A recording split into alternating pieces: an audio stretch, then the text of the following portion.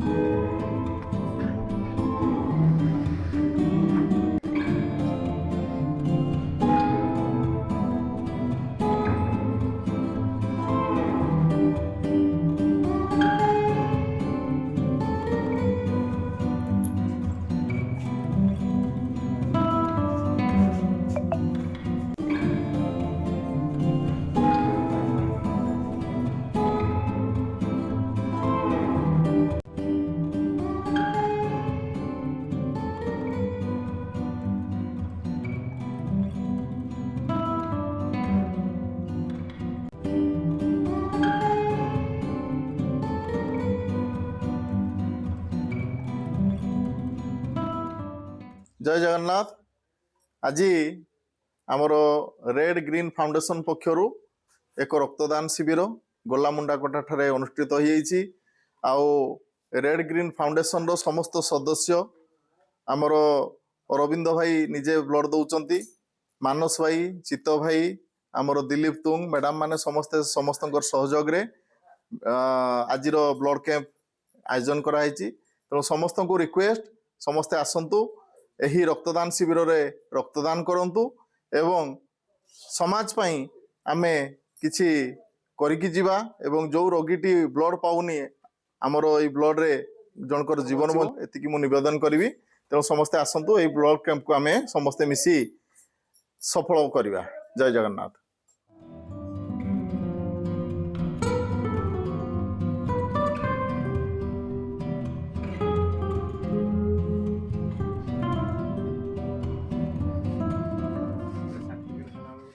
आजिकार यही शुभ दिन में समस्त को मु अनुरोध करी आपणकर बहुमूल्य समय बाहर करके रक्तदान करंतु। रक्तदान महापुण्य समस्ते आसिक रक्तदान करी समाज को सुंदर करी गढ़ी तोलंतु। धन्यवाद। समस्त मोर जय जगन्नाथ। मु चित्तरंजन स्वाई।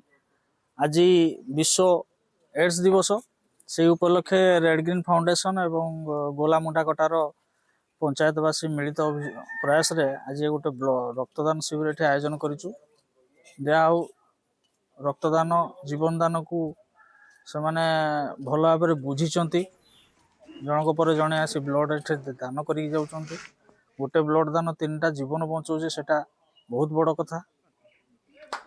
शिविर शेष में रक्तदाता मानक नीरज पोथाल सार एवं चित्रसेन कर सार सर्टिफिकेट दे सम्मानित करथिले। एही शिविर में रक्तदान करथिबा रक्तदाता मानक पई शिविर तरफ मध्याह्न भोजन व्यवस्था मध्य कराइतिला। रेड ग्रीन फाउंडेशन समस्त मेंबर एवं गलामुंडाकटा पंचायतवासी एथिरे उपस्थित रही एही शिविरटी को सफल कराइतिले। ଏଣୁ ସମସ୍ତଙ୍କୁ ମୋର ଅନୁରୋଧ, ଆସନ୍ତୁ ସମସ୍ତେ ମିଶି ରକ୍ତଦାନ କରିବା ଏବଂ ରକ୍ତଦାନ କରି 4ଟି ବହୁମୂଲ୍ୟ ଜୀବନ ବଞ୍ଚାଇବାରେ ସହାୟକ ହେବା। ରକ୍ତଦାନ ମହତ୍ ଦାନ।